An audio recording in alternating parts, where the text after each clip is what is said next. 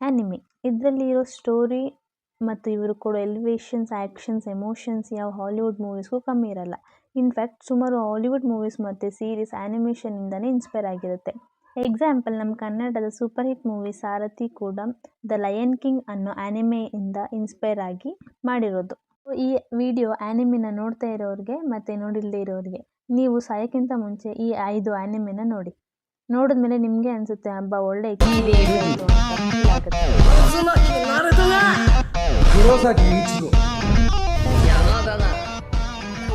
Number 1, attack on tighten. ಸುಮಾರು ಆ್ಯನಿಮೆಗಳು slow ಆಗಿ start ಆಗಿ ಆಮೇಲೆ ನಿಮಗೆ ಎಲಿವೇಷನ್ಸ್, ಬೆಸ್ಟ್ ಸೀನ್ ತೋರಿಸ್ತಾರೆ. ಆದರೆ ಅಟ್ಯಾಕ್ ಆನ್ ಟೈಟನ್ ಆ ಥರ ಅಲ್ಲ. ಪ್ರತಿ ಎಪಿಸೋಡ್, ಪ್ರತಿ ಸೀಸನ್ಸ್ ಒಂದಕ್ಕಿಂತ ಒಂದು ಗ್ರಾಫ್ ಜಾಸ್ತಿ ಆಗ್ತಾನೆ ಹೋಗುತ್ತೆ. ಇದು ಆ್ಯನಿಮೆನ ಮಹಾಭಾರತ ಅಂತಲೇ ಇಟ್ಕೊಳ್ಳಿ. ಮೇನ್ ಆಗಿ ಎರೆನ್ ಏಗರ್ ಎಂಬ ಒಬ್ಬ ಹುಡುಗನ ಸುತ್ತ ನಡೆಯುತ್ತೆ. ಪ್ಯಾರಡೈಸ್ ಅನ್ನೋ ಐಲ್ಯಾಂಡ್ಗೆ ಟೈಟನ್ಸ್ ಅನ್ನೋ ಜೀವಿಗಳು ಅಟ್ಯಾಕ್ ಮಾಡ್ತಾ ಇರ್ತಾರೆ. ಒಂದು ದಿನ ಆ ಹೀರೋ ತಾಯಿಯನ್ನೇ ಆ ಟೈಟನ್ಸ್ ತಿಂದು ಬಿಡುತ್ತೆ. ಇದನ್ನು ನೋಡಿದ ಎರೆನ್ ಏಗರ್ ಟೈಟನ್ಸ್ ಎಲ್ಲನೂ ಸಾಯಿಸಬೇಕು ಅಂತ ಅಲ್ಲಿ ಮಿಲಿಟ್ರಿಗೆ ಜಾಯ್ನ್ ಆಗ್ತಾನೆ. ಅಲ್ಲಿಂದ ಅವನ ಜರ್ನಿ, ಬ್ಯಾಕ್ ಸ್ಟೋರಿ, ಈ ಟೈಟನ್ ಎಲ್ಲಿಂದ ಬರ್ತಿದೆ ಎಲ್ಲ ಕ್ಲಿಯರ್ ಆಗಿ ತೋರಿಸಿ ಎಮೋಷ್ನಲ್ ಆಗಿ ಎಂಡ್ ಮಾಡ್ತಾರೆ.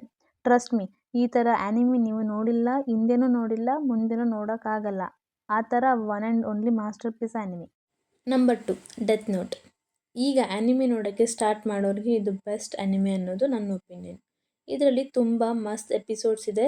ಪ್ರತಿ ಎಪಿಸೋಡ್ ನೆಕ್ಸ್ಟ್ ಎಪಿಸೋಡ್ ನೋಡಬೇಕು ಅನ್ನೋ ಅಷ್ಟು ಹುಕ್ ಮಾಡಿಬಿಡುತ್ತೆ. ಸ್ಟೋರಿ ಏನಂದರೆ, ಶಿಮಿಗಾಮಿ ನಮ್ಮ ಕನ್ನಡದಲ್ಲಿ ಅಂದರೆ ಚಿತ್ರಗುಪ್ತ, ಅವನ ಬುಕ್ಕನ್ನು ಭೂಮಿಯಲ್ಲಿ ಬಿಸಾಕ್ತಾರೆ. ಆ ಬುಕ್ ಲೈಟ್ ಯಗಾಮಿ ಅನ್ನೋ ನಮ್ಮ ಹೀರೋ ಪ್ಲಸ್ ವಿಲನ್ಗೆ ಸಿಗುತ್ತೆ.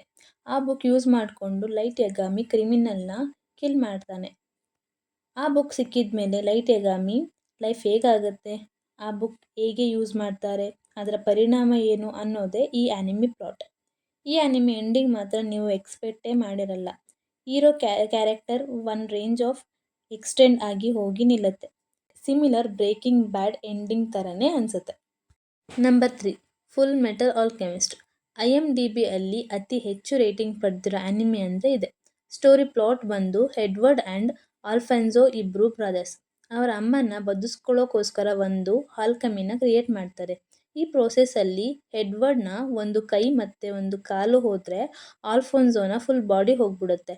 ಅದನ್ನ ಪುನಃ ಪಡ್ಕೊಳ್ಳೋಕ್ಕೆ ಇವರು ಏನೇನು ಮಾಡ್ತಾರೆ, ಅವರ ಅಮ್ಮನ ಬದುಸ್ಕೋತಾರಾ ಇಲ್ವಾ, ಇದೇ ಈ ಆ್ಯನಿಮೆನ ಬೇಸಿಕ್ ಪ್ಲಾಟ್ ಲೈನ್. ಬೇರೆ ಆ್ಯನಿಮೆನ ಕಂಪೇರ್ ಮಾಡಿದ್ರೆ ಈ ಆ್ಯನಿಮೆನ ಎಂಡಿಂಗ್ ಮತ್ತು philosophy out of the box ಇದೆ. ನಿಮ್ಮನ್ನು ಯೋಚನೆ ಮಾಡಿಕೊಂಡು ಕೂತ್ಕೊಳ್ಳೋ ಥರ ಮಾಡಿಬಿಡುತ್ತೆ. Number 4, demon slayer. ಆ್ಯನಿಮೆಲಿ ಡಿಮನ್ ಸ್ಲೇಯರ್ ಆ್ಯನಿಮೆ ಬೇರೆ ಲೆವೆಲ್.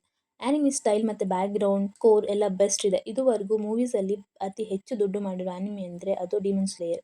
ಸ್ಟೋರಿ ಏನಂದರೆ, ತಾಂಜಿರೋ ಒಬ್ಬ ಟೀನೇಜ್ ಹುಡುಗ. ಅವನ ಫ್ಯಾಮಿಲಿನ ಡೀಮನ್ ಬಂದು ಪೂರ್ತಿ ಸಾಯಿಸಿಬಿಡುತ್ತೆ ಮತ್ತು ಅವನ ತಂಗಿನ ಡೀಮನ್ ಆಗಿ ಕನ್ವರ್ಟ್ ಮಾಡಿ ಹೋಗ್ಬಿಡುತ್ತೆ. ಸೊ ಅವತ್ತಿಂದ ಡೀಮನ್ನ ಸಾಯಿಸಬೇಕು ಮತ್ತು ತಂಗಿನ ಸರಿ ಮಾಡಬೇಕು ಅಂತ ಹೇಳಿ ಡಿಮನ್ ಸ್ಲೇಯರ್ ಕಾರ್ಪ್ಗೆ ಹೋಗಿ ಸೇರ್ಕೋತಾನೆ. ಜಾಯ್ನ್ ಆದಮೇಲೆ ತಾಂಜಿರೋನ ಜರ್ನಿ, ಮಧ್ಯದಲ್ಲಿ ಬರೋ ಕ್ರಿಟಿಕಲ್ ಸಿಚುಯೇಷನ್ಸ್ನ ಅದ್ಭುತವಾಗಿ ತೋರಿಸಿದ್ದಾರೆ. ಎಲ್ಲ ಆ್ಯನಿಮೆನ ಕಂಪೇರ್ ಮಾಡಿದ್ರೆ ಇದು ಯಾಕೆ ತುಂಬ ಚೆನ್ನಾಗಿದೆ ಅಂದರೆ ಅದು ಈ ಆ್ಯನಿಮೇಷನ್ ಸ್ಟೈಲ್. ಒಂದು ಎಪಿಸೋಡ್ ನೋಡಿದ್ರೆ ಸಾಕು, ಫುಲ್ ಸೀರೀಸ್ ನೋಡಬೇಕು ಅನಿಸುತ್ತೆ. Number 5, one piece. ಇದ್ರ ಬಗ್ಗೆ ಹೇಳಬೇಕು ಅಂದರೆ ಒಂದು ವಿಡಿಯೋ ಸಾಲದು.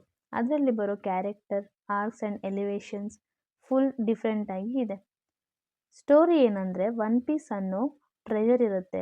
ಒನ್ ಪೀಸ್ ಅನ್ನೋ ಒಂದು ಟ್ರೆಷರ್ನ ಗೋಲ್ಡೆರೋಗರ್ ಅನ್ನೋ ಪೈರೇಟ್ ಕಿಂಗ್ ಅದನ್ನು ಹೈಡ್ ಮಾಡಿರ್ತಾನೆ. ಅದನ್ನು ಹುಡ್ಕೊಂಡು ಸುಮಾರು ಪೈರೇಟ್ ಸಮುದ್ರಕ್ಕೆ ಹೋಗ್ತಾರೆ.